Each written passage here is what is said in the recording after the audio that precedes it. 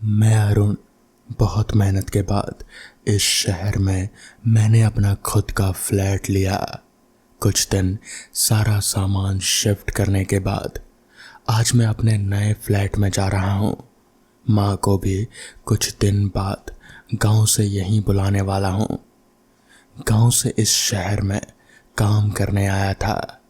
आज बहुत खुश था और अपने किराए मकान से निकलकर अपने फ्लैट में जा रहा था। वहां पहुंचकर मैंने थोड़ा आराम किया और फिर सो गया। घर शिफ्ट करने के कारण मैं कब सोया मुझे पता ही नहीं चला। सुबह मेरी आंख खुली तो मैं जल्दी ऑफिस जाने के लिए तैयार होकर निकल रहा था। घर शिफ्ट करने के लिए ऑफिस कुछ दिन की छुट्टी के बाद आज वापस जा रहा था। मेरी बिल्डिंग 13वें माले की थी और मैं 10वें माले पर रहता था। मैं घर के बाहर निकला तो मैंने देखा कि मेरे सामने वाले फ्लैट में अभी तक कोई भी रहने को नहीं आया है। फिर मुझे याद आया कि मुझे देर हो रही है। मैं जल्दी से निकल गया और पूरा दिन काम करने के बाद देर से ऑफिस से अपने घर के लिए निकला तो देखा कि बहुत ट्रैफिक था। घंटों बाद जब मैं घर पहुंचा तो रात के करीब 12 बज चुके थे। मैं लिफ्ट से अपने फ्लोर पर जाने लगा पर मेरी हिम्मत नहीं हो पा रहे थे। मुझे लिफ्ट में अकेले और बंद जगह में रहने से थोड़ा डर लगता था, इसलिए ज़्यादातर मैं सीढ़ियों का ही इस्तेमाल करता था। पर आज मैं बहुत थक गया था तो मैं लिफ्ट के दरवाजे के पास गया और मैंने लिफ्ट खोली। उसमें पहले से ही एक औरत अंदर थी। थकान के कारण मैंने ज़्यादा ध्यान नहीं दिया और मैंने लिफ्ट में अपने फ्लोर का नंबर दबाया और साइड में खड़ा हो गया। मैं अकेला नहीं था तो मुझे डर भी थोड़ा कम लग रहा था। कुछ देर में लिफ्ट में अचानक से लाइट बंद हो गई और लिफ्ट रुक गई। मैं घबरा गया, मेरा सिर चकराने लगा और मैं नीचे बैठ गया।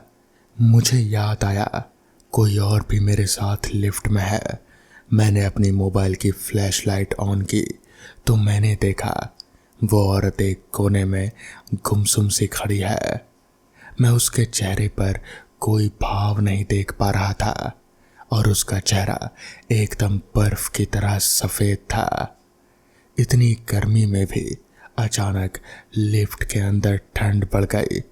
मैंने घबराई आवाज़ में कहा, आप ठीक ठीक तो हैं? तो उस औरत ने मेरी तरफ अजीब नज़रों से देखा और फिर उसने अपना हाथ मेरी ओर बढ़ाया तो मैं चीख पड़ा।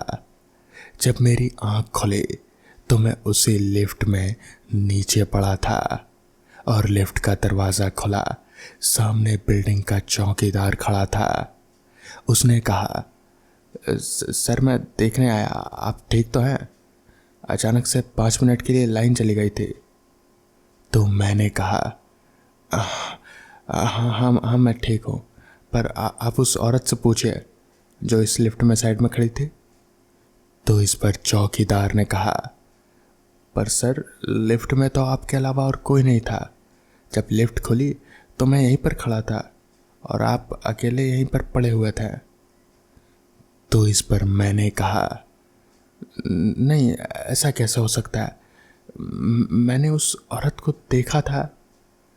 खैर शायद मुझे वहम हुआ होगा। इतना कहकर मैं वहाँ से जाने लगा। सुबह जब मैंने बिल्डिंग के एक बुजुर्ग से बात की तो मुझे पता चला कि मेरे सामने वाले फ्लैट में ही एक औरत ने अपने पति के छोड़ जाने के डिप्रेशन में फांसी लगा ली। तब से वो फ्लैट हमेशा ही खाली रहता है और उस औरत की आत्मा आज भी अपने पति के धोखे के कारण इसी बिल्डिंग में कभी कभी देखी जाती है। शायद आज भी वो औरत अपने पति का ही इंतज़ार कर रही थी। तो दोस्तों, ये थी आज की पहली कहानी। तो चलिए बढ़ते हैं आज की दूसरी कहानी की ओर। साहिल आधी रात को अनजान रास्तों पर अपनी गाड़ी भगाए जा रहा था। उसे इस शहर में शिफ्ट हुए सिर्फ 5 दिन ही हुए थे। कंपनी के नए ब्रांच में काम का हैवी वर्कलोड होने की वजह से उसे पिछले दिनों में घर से ऑफिस और ऑफिस से घर के रास्ते के अलावा कहीं और भटकने का मौका नसीब नहीं हो सका था। यूं तो आज का दिन भी बाकियों से कुछ अलग नहीं था, लेकिन आज भूख के नाम पर उसके पास दूसरी सड़कों को छान मारने की वाजिब कारण था। लिहाजा जिस वक्त तक आधे से ज़्यादा शहर काम से फारिग होकर बिस्तर में पड़े पड़े फ़ोन की स्क्रीन नापता है, वो शहर की सड़कें नाप रहा था। पिछले पौने घंटे से मन की जगह ना मिलने की झुंझलाहट उसके चेहरे पर दिखाई देने लगी थी। थक हार कर उसने घर जाने वाले दूसरे रास्ते पर गाड़ी मोड़ ली कि एक जानी पहचानी खुशबू ने उसे ब्रेक पर दबाव बढ़ाने पर मजबूर कर दिया। खुशबू का केंद्र एक छोटे से फूड स्टॉल की शक्ल में उसके सामने था, जिसके आगे कुछ टेबल कुर्सी लगाकर पूरे सेटअप को किसी मिनी ढाबे का रूप देने की नाकामयाब कोशिश की गई थी। आइए साहब। साहिल के करीब पहुंचते ही स्टॉल के पीछे से आवाज आई, गर्मा गर्म कबाब बन रहे हैं, खास आपके लिए। इस बार आवाज के साथ ही एक बूढ़ा चेहरा भी रोशनी में आया। कुछ ही देर बाद साहिल गर्मा गर्म कबाब पर हाथ साफ कर रहा था। बूढ़ा किसी आज्ञाकारी नौकर की तरह उसके सिर पर खड़ा था। वाह, क्या टेस्ट है, साहिल चहकते हुए बोला। सब अपने छोटू के हाथों का कमाल है साहब। बूढ़े ने सिर नवाकर मुस्कान के साथ जवाब दिया। खाना खत्म करके साहिल ने इच्छा जाहिर की कि वो पैसे छोटू को देना चाहता है, जिस पर बूढ़ा मुस्कुराया और आवाज लगाया, छोटू, ए छोटू। स्टॉल के एक तरफ लगे पर्दे के पीछे से एक और आकृति बाहर आई, जिसके सामने आने पर साहिल ने पाया कि वो मजबूत शरीर वाला एक नौजवान है, जो एक स्टॉल पर काम करने वाला तो कहीं से भी नहीं लग रहा था। अच्छी क्वालिटी की जींस, दाढ़ी को दिया हुआ वो शेप और ट्रेंडिंग हेयर कट बंदे के नाम और काम में हरगिज मैच नहीं थे। उसने कंधे से कमर तक के भाग को शॉल से कुछ इस कदर ढक रखा था कि चाहकर भी भीतर देखा नहीं जा सकता था। फिर भी साहिल को कुछ तो अजीब लग रहा था। तो तुम हो छोटू? कुछ देर की चुप्पी को भंग करते हुए साहिल बोला। मुझे लगा कि खैर, बताइए कितना हुआ? 20 रुपए, बूढ़े ने उसी मुस्कान के साथ कहा। साहिल ने आश्चर्य से उसकी ओर देखा। कुछ सोचने के बाद वो बोला, ना, ये कबाब 20 रुपए का नहीं है।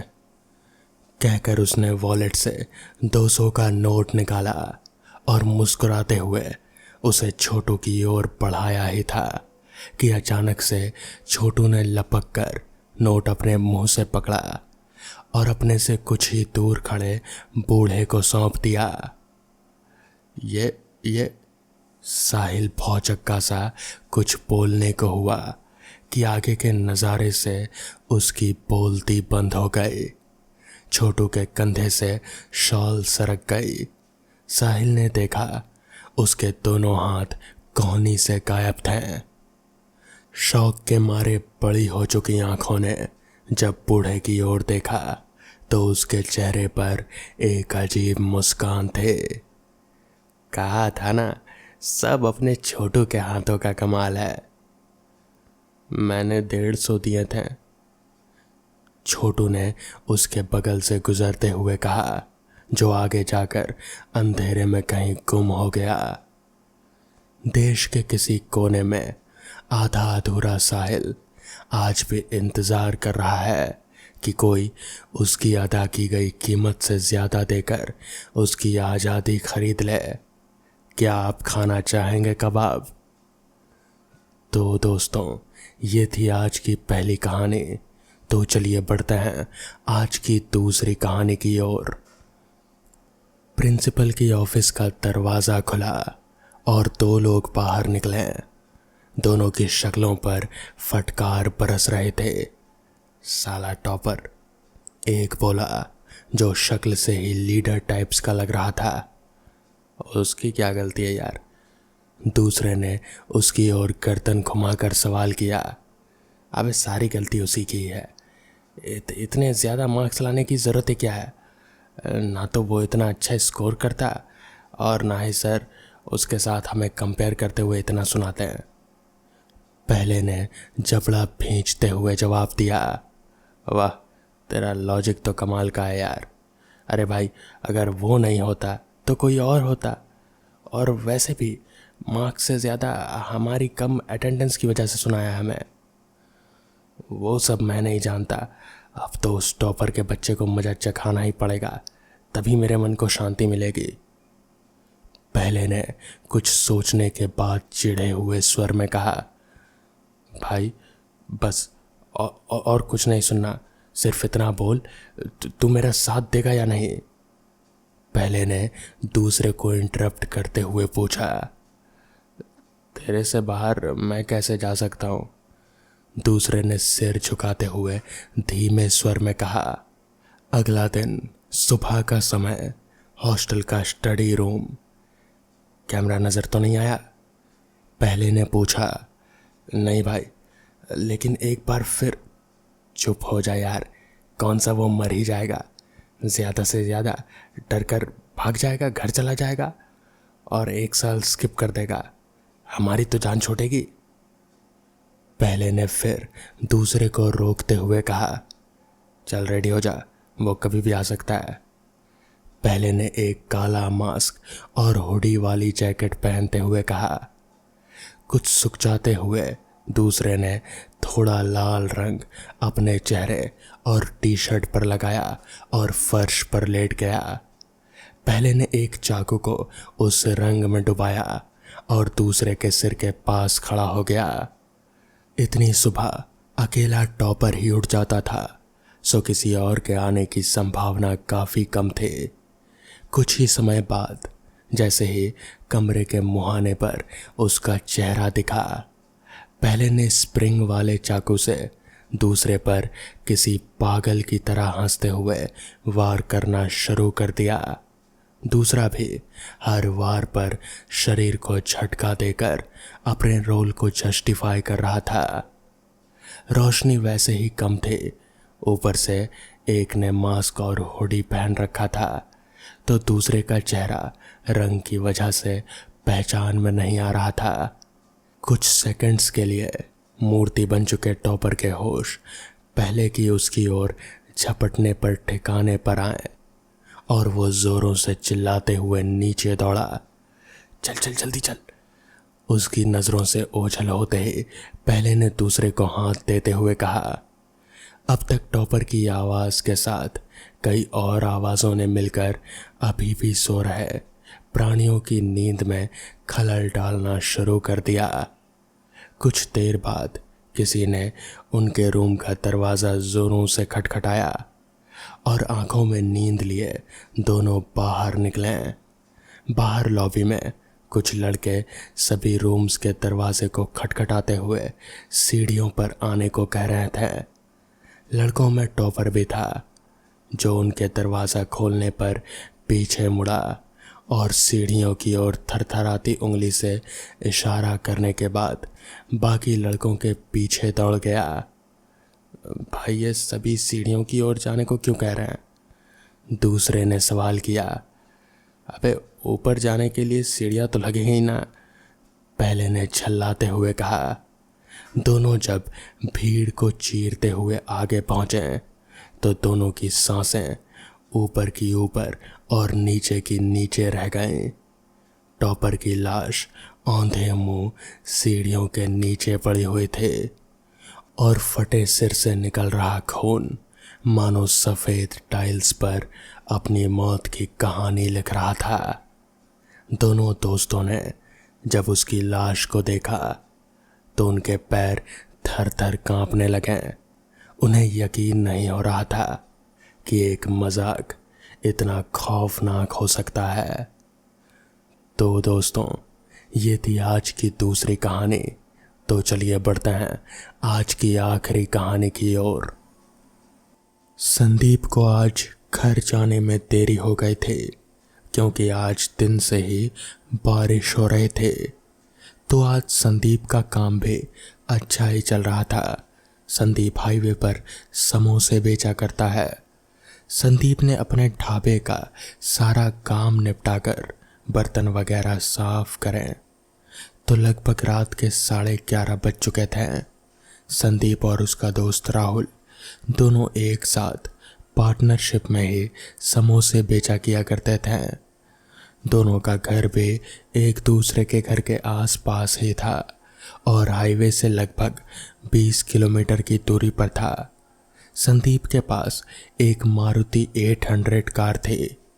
दोनों उसी में ढाबे पर सुबह 10 बजे तक आ जाते हैं और अक्सर रात को 8 या फिर 8:30 बजे तक भी घर के लिए निकल जाते थे। पर आज बारिश की वजह से इन दोनों को देर हो गई थी। संदीप अपनी गाड़ी के पास गया और गाड़ी स्टार्ट करने लगा, लेकिन गाड़ी स्टार्ट नहीं हो रहे थे। सुबह से बारिश थी और अभी ठंड भी काफ़ी थी। इसी वजह से भी गाड़ी शायद स्टार्ट नहीं हो रहे थे। संदीप ने कोशिश तो बहुत करी लेकिन गाड़ी स्टार्ट होने का नाम नहीं ली। तभी संदीप ने राहुल को धक्का मारने के लिए कहा। संदीप के बोलने के बाद राहुल गाड़ी से नीचे उतरा और धक्का लगाना शुरू कर दिया।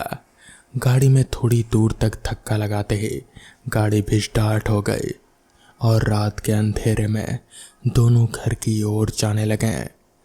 आज बारिश होने की वजह से ठंड तो थी ही, ऊपर से बाहर शीत लहर मानो जैसे जान लेने को तैयार हो।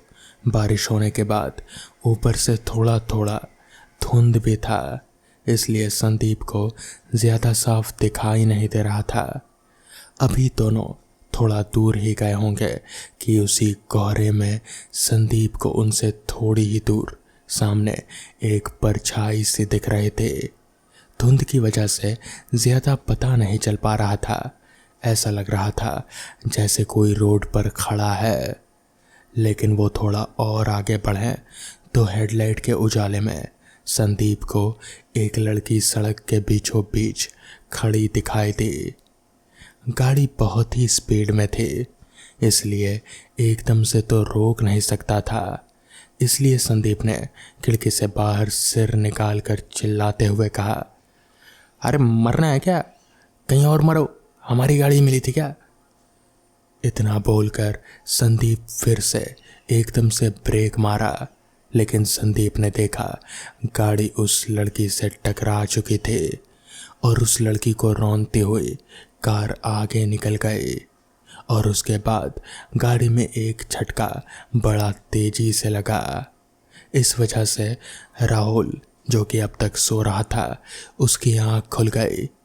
इससे पहले कि राहुल कुछ बोलता, उसे संदीप का चेहरा दिखा। संदीप का चेहरा इतनी ठंड में भी पसीने से तरबतर हो रखा था और वो डरा हुआ बार बार पीछे की ओर देख रहा था। उसको ऐसे डरे हुए देख राहुल ने संदीप से कहा, संदीप क्या हो गया भाई, इतना घबराया हुआ क्यों है? राहुल की बात सुनकर संदीप ने घबराते हुए कहा, यार वो लड़की गाड़ी के नीचे आ गई। राहुल ने संदीप की सारी बात सुनी और कहा, चल गाड़ी से उतर कर देखते हैं। इतना बोलकर दोनों गाड़ी से उतरकर बाहर सड़क पर इधर उधर उस लड़की को ढूंढने लगे, लेकिन सड़क पर कोई भी नहीं था। पूरी सड़क सुनसान थी।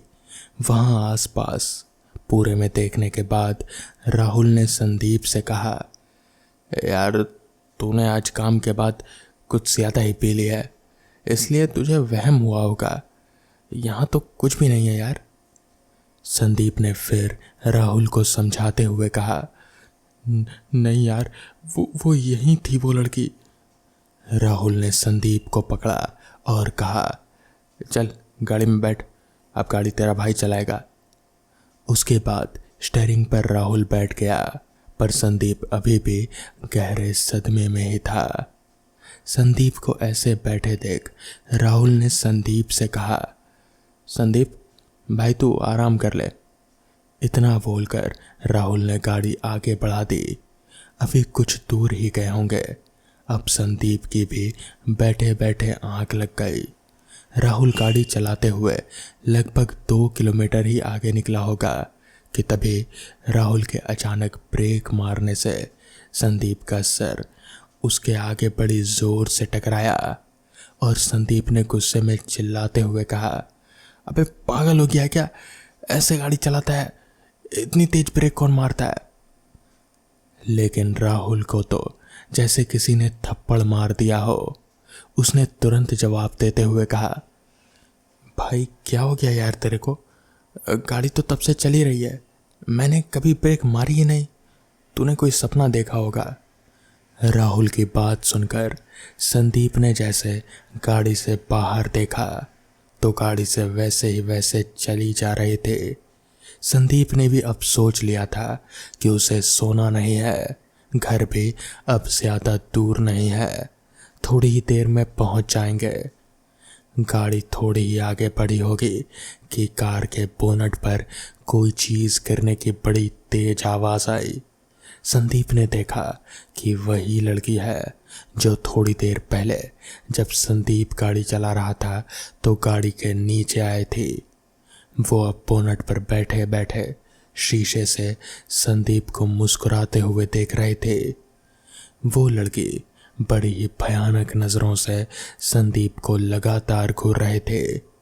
उस लड़की को ऐसे घूरते देख संदीप के रगों में चलता खून मानो जम सा गया हो और संदीप तुरंत चिल्लाता हुआ बोला, राहुल गाड़ी रुक भाई जल्दी जल्दी। राहुल ने भी तुरंत ब्रेक मारी और कहा, क्या हुआ भाई? उसके बाद संदीप ने सारी बात राहुल को बताई। संदीप की सारी बात सुनने के बाद राहुल ने कहा, एक काम करते हैं भाई, चल पहले कुछ खा लेते हैं तब घर जाएंगे, क्योंकि अगर खाली पेट टंकी फुल हो गई होगी तो फिर ऐसा हो सकता है। और फिर संदीप ने कहा, नहीं यार, खाना घर जाकर ही खाना पड़ेगा, घर वाले गुस्सा करते हैं। पर राहुल के बार बार कहने पर संदीप भी तैयार हो गया और वो दोनों सामने ही एक ढाबे के पास गए जो कि शायद अभी तक खुला हुआ था। राहुल ने वही गाड़ी लगाई और दोनों चले गए खाना खाने। वहाँ जाकर राहुल ने खाना परोसने वाले से पूछा, भाई इस हाईवे पर कुछ गड़बड़ है क्या? ढाबे वाले ने राहुल की बात का जवाब देते हुए कहा, नहीं, क्यों? राहुल ने अपनी बात जारी रखते हुए कहा, वैसे तो हम रोज़ यहाँ से आते जाते हैं, हमारी दुकान भी थोड़ी ही आगे है, हमारा भी एक ढाबा है, लेकिन हम 8:30 बजे तक रोज़ रात को ढाबे से निकल जाते हैं। और आज काम थोड़ा ज़्यादा था, बारिश भी थी, इसलिए थोड़ा टाइम लग गया। हमने सोचा कि कुछ खा लेते हैं, इसी बहाने आपसे पता कर लेंगे कि रात में यहाँ कोई दिक्कत है क्या? मतलब मेरा दोस्त अजीब अजीब हरकतें कर रहा है। इस पर उस ढाबे वाले ने कहा, भैया आप तो यहीं के हो, आपको तो पता ही होगा, आपका जब काम यहीं रोज से आना जाना है। तो राहुल ने कहा, हमारा काम तो है, लेकिन हम सुबह 10 बजे से रात के 8:30 बजे तक ही आने जाना करते हैं और फिर ढाबा बंद कर कर अपने घर। मगर आज देर हो गए थे, तो इतनी रात को कोई दिक्कत होती है क्या? बस वही पूछ रहा हूँ। इस पर उस ढाबे वाले ने राहुल की तरफ अजीब नज़रों से देखा और फिर कहा, भैया आप ऐसे अकेले नहीं हो जो ऐसे सवाल पूछ रहे हो। हर रात 12:30 या 12:30 बजे के बाद जो भी यहाँ से गुज़रता है, अगर वो हमारे पास रुकता है तो ये सवाल ज़रूर पूछता है। ये कोई नई बात नहीं है।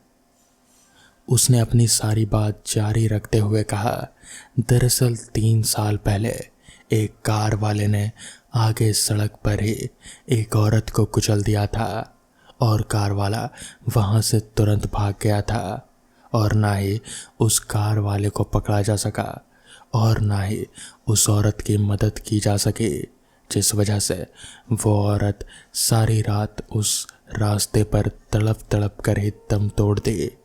तब से रात में कई लोगों को वो औरत यहाँ दिख चुकी है।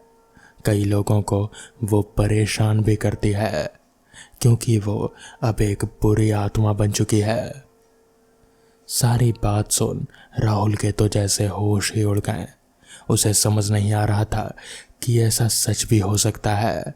जिसके बाद उन दोनों ने तुरंत ही कुछ खाया पिया और फिर तुरंत ही अपने घर के लिए निकल पड़े। तो दोस्तों, ये थी आज की पहली कहानी। तो चलिए बढ़ते हैं आज की दूसरी कहानी की ओर।